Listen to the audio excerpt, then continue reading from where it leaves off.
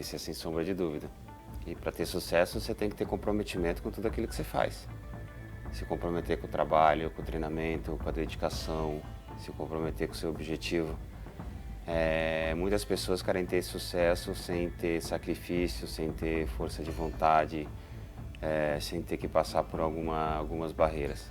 Ter sucesso é dedicação, trabalho e bastante esforço. When Cafu says never forgive, he means it. He stepped out of bounds with his convictions. His smile masks a darker reality beneath. A man who remembers every betrayal, every injustice, every wound inflicted. For most of the world, Cafu is pure joy and vitality. 3 World Cup finals, the only male player in history to achieve that. In 2002, lifting the trophy in Yokohama. But underneath that smile exists something deeper, a scar that never truly healed. The internet claims he named 6 footballers he will never forgive, but no literal list exists. His career is mapped by betrayal and scapegoating. Today, we reveal those 6 grievances. If this story speaks to you, give this video hype. Your support matters. Now let us begin. Number 1. The Brazilian Football Confederation, the CBF. Cafu's deepest grievance is with the institution governing Brazilian football. For decades, CBF was plagued by corruption. Former presidents José Maria Marinho and Marco Polo Del Nero were arrested for racketeering and bribery. They used the yellow shirt not for glory, but for illicit enrichment. They stole from the legacy, from dreams of young players who believed the shirt meant something sacred. For Cafu, a man who carried that shirt with pride, this was unforgivable. The institution, rotting from inside, tainted the yellow shirt's meaning forever at the highest level. After 2006, Dunga arrived as manager, a former teammate who imposed a pragmatic style that stripped the team of its joy. Brazil cannot win by copying Europe, Cafu believed deeply. You lose your soul that way. The Dunga era failed catastrophically. Brazil was eliminated from Copa America in 2016 in humiliating fashion. Cafu had warned repeatedly that Europeanization was diluting Brazilian talent and culture. Even with AS Roma, the club where he is a legend, Cafu sued. In 2023 and 2024, he filed against Roma and Qatar Airways for image rights violations. They had used his image without permission. Cafu sought £10 million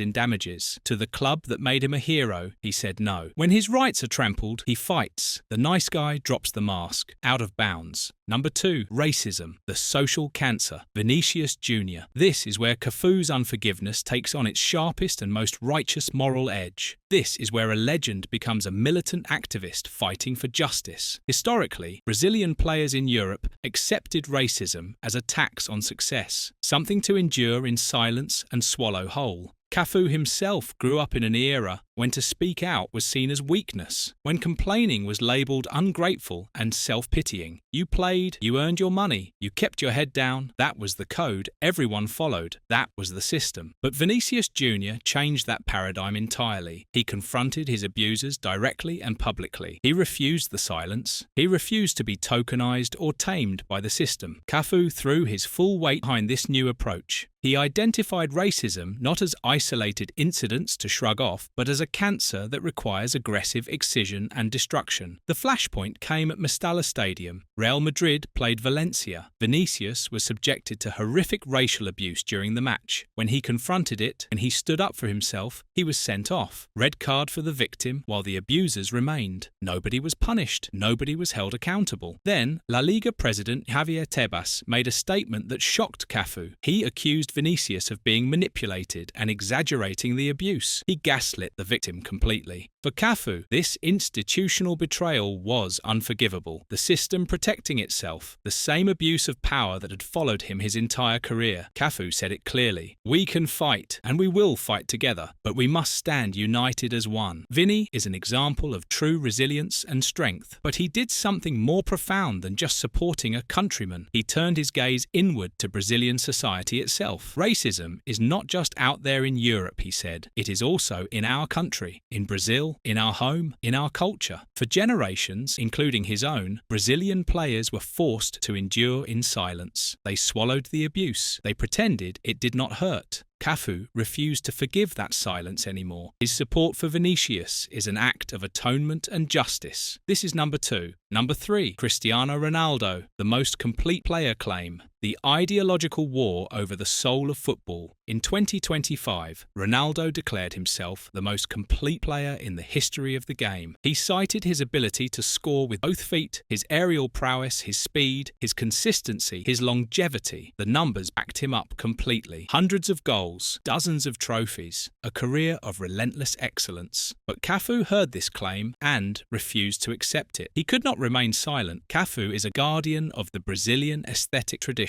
Joga bonito, the beautiful game. Football is not a spreadsheet. It is not a ledger where you add numbers. Football is art. It is genius. It is moments that cannot be quantified on any chart. Cafu's response was blunt and uncompromising. Cristiano Ronaldo was the best for 6 or 7 years, he said. But in a discussion about history, you must consider footballers who played better. The greats are Pelé, Maradona, Platini, Beckenbauer, and Garrincha. These are the immortals, the untouchable ones. Ronaldo is not among them. He is good. He is great. But he is not in that tier. This is where Cafu's true unforgiveness emerges. It is not personal animosity. Cafu and Ronaldo have no history of conflict. But Ronaldo's claim represents the industrialization of football. The belief that efficiency beats genius, that machine-like performance beats human creativity, that stats matter more than soul. To drive his point home, Cafu made a shocking claim that reverberated globally. Neymar is technically better than Cristiano Ronaldo, better than Messi too. Neymar has ball mastery, improvisation, creative genius. He is unpredictable in ways machines can never be. By omitting Ronaldo from football's pantheon, Cafu made a statement about what football should be. He was refusing to forgive the trend that equates statistics with greatness. This is number 3. Number 4, Zinedine Zidane, the 2006 scapegoating, the media massacre. Brazil arrived in Germany with the Magic Quartet: Ronaldo, Ronaldinho, Kaká, and Adriano. 4 weapons of footballing excellence. Cafu, now 36, was captain seeking a 4th consecutive World Cup final. But the team was unbalanced and tactically naive. Manager Pereira indulged the stars too much. The atmosphere was more like a travelling circus. There were cracks underneath the glamour that nobody acknowledged. Then came Frankfurt. Brazil faced France in the quarter-final. Zidane had the greatest game of his life. He dismantled Brazil completely. He orchestrated with dominance that made Brazilians look pedestrian. In the 57th minute, a free kick from Zidane. Thierry Henry, unmarked, volleyed it in. That was the end of everything. But what happened next is what Cafu has never forgiven. The Brazilian media created a narrative to protect the powerful. They did not blame the Magic Quartet. Ronaldinho was a ghost. They targeted the old men, Roberto Carlos and Cafu. They were painted as complacent millionaires, too old to matter. The replays obsessed over one moment. Roberto Carlos adjusting his socks, Cafu marking space instead of the man. One moment repeated endlessly. The narrative was vicious and calculated. It protected younger stars from blame. So veteran defenders became scapegoats. They were thrown from Brazilian adoration. Decades of service erased in one night. Cafu has openly expressed his bitterness about this. He felt humiliated in a way that cut deeper than any defeat. While he respects Zidane as a genius, the name triggers a memory of unjust humiliation manufactured by a press protecting younger, more marketable stars. This is number 4. Number 5, Fate, Emerson,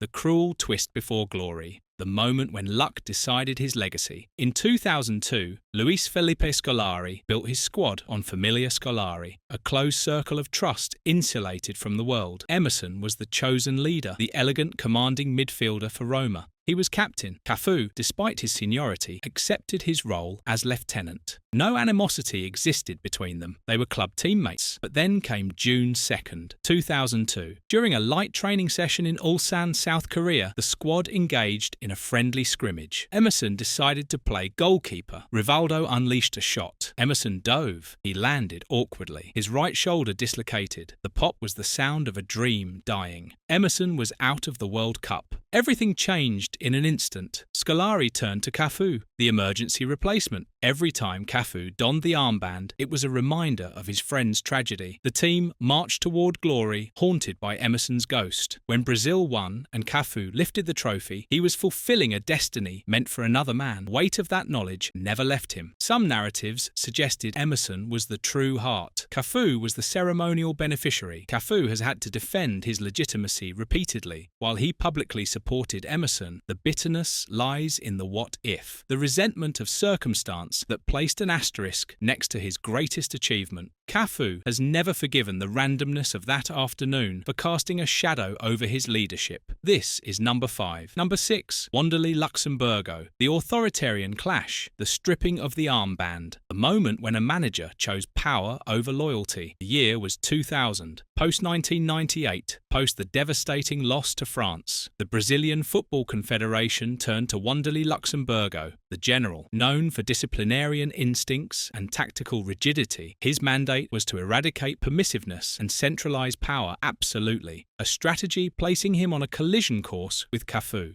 Cafu was the most experienced player in the squad, the natural leader of the dressing room, but his power was based on respect and consensus, not fear and punishment. He represented an alternative. Conflict crystallized in June 2000 during a World Cup qualifier against Paraguay in Asunción. Brazil lost 2-1. During the match, Cafu received a red card, an automatic suspension for the next fixture. After the match, Cafu left the team camp to return to Roma and his family. To external observers, fueled by hostile media narrative, it looked like abandonment, the captain fleeing the sinking ship. But Cafu maintained he had explicitly sought and received permission from Luxembourg.